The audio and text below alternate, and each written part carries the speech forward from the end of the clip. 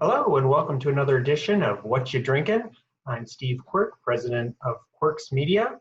My guest today is Adam Froman, CEO of Delvinia. Hello, Adam, and welcome. So nice to see you. Let's start right off the bat with, tell me, what are you drinking? Steve, I finished off my bottle of Colonel E.H. Taylor bourbon, a nice Kentucky bourbon. I'm enjoying it with you today, and I've probably been drinking too much of this over the past 9 weeks.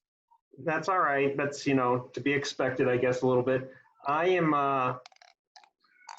having a, this is from the city I live in. It's called Lakeville Brewing Company. They are a local brewery, and my wife and I happen to be friends with some of the co-owners. And I am enjoying their knee-high cream ale. So I'm not really that much of a beer drinker, but this is pretty good. It's what I would call a traditional American beer. I've gotten to know you from us sitting on the Marketing Research Education Foundation board.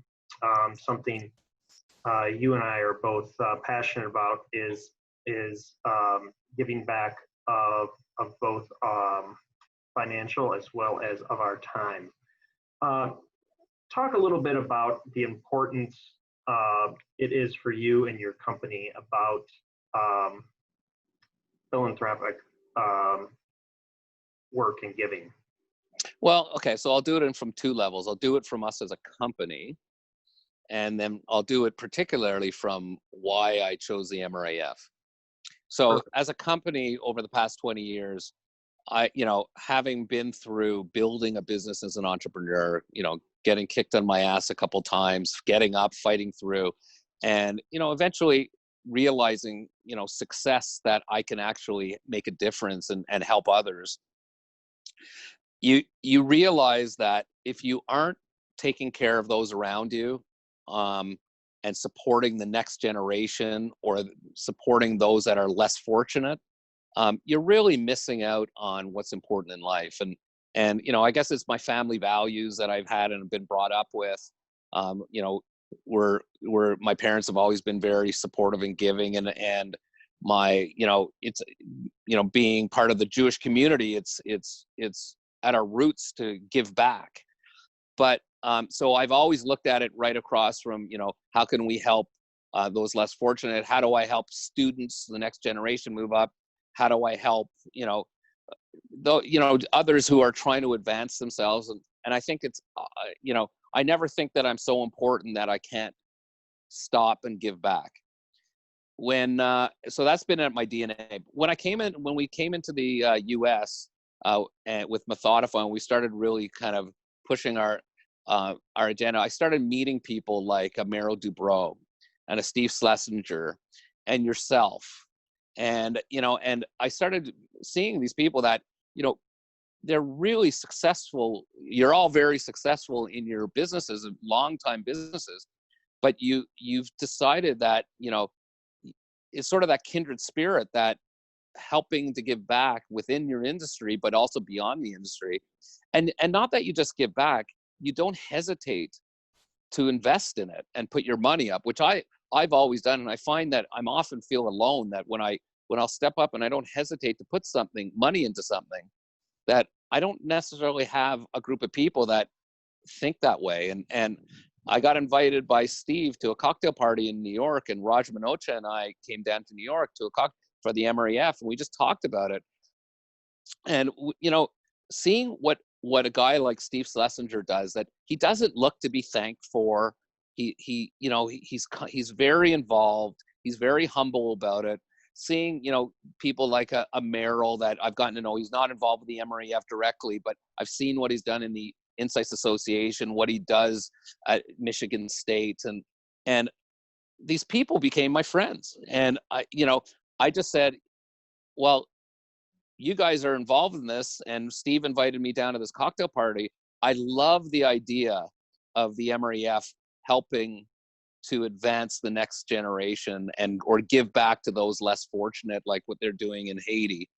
And the other fun thing is that coming from Canada, one of the proud things I have, and is, I want to remain being a proud Canadian, but I'm investing in the US, I'm investing in Canada, like we're growing our businesses. And I could actually elevate the Canadian market research industry to participate in giving back and bring MREF to Canada. So it sort of served two purposes for me. One, I could sit around with people who were as giving and caring as I was, not just to be, looking for a tax break, but to give of your time and your money. And also I could play a leadership role in helping the MREF's message get, into a country like Canada, that there is a robust market research industry there, and we can bring it there as well. So I've really enjoyed the opportunity to be involved with another group of people that are in the same industry, but also share the same values. Yeah, that's great. Well, I certainly enjoy working with you and everyone else on the board, and I'm going to put a shameless plug in here for the MREF. If you're looking to get involved, it's a great organization. You don't have to be wealthy to get involved. We take donations of any amount. We've got service projects, and we do vision trips to Haiti to go see the school that we help support, the class of 2029. The great school, great kids. They'll light up your world when you go get a chance to visit them. So hopefully go check it out at mrgivesback.org. I'm going to change it up one more time. We like to ask some fun questions here. So I have to ask you, if you were not doing what you're doing right now as CEO, what would you be doing? What other career you could just wave a magic wand and have whatever career you wanted? What would it be? Professional golfer. Ooh, okay. You're a golfer. Is that one? Yeah, I'm not good. I'm not good enough to be a professional golfer, but that would be. I love golf, and if I could play it. Are you pretty good?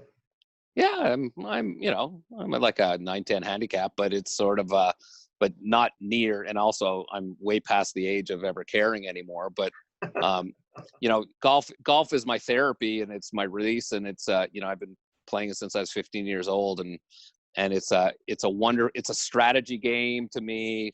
It's you walk, it's a great time to spend with people, and I actually love the game. So if I didn't, it would be just playing golf all the time, on tour. But you'd have to, there's no doubt that's I'm just going to play it for leisure. That is all right. That's great. I'm a horrible golfer. I tell people if the hole is 350 yards, I walk 800. I'm all over it. So, but I love it because I love being out. Same thing. I love being in a foursome group and just having a good time. I rarely even actually keep track of my score, which drives my friends who are on the golf course with me up the wall. But I'm like, I'm not taking you out. Don't worry. Yeah. So hopefully we can play golf sometime soon. So with that, I will let you go. Thank you so much, Adam, for taking your time and for all you do for the industry. It's greatly appreciated. And hopefully we'll see you in person real soon.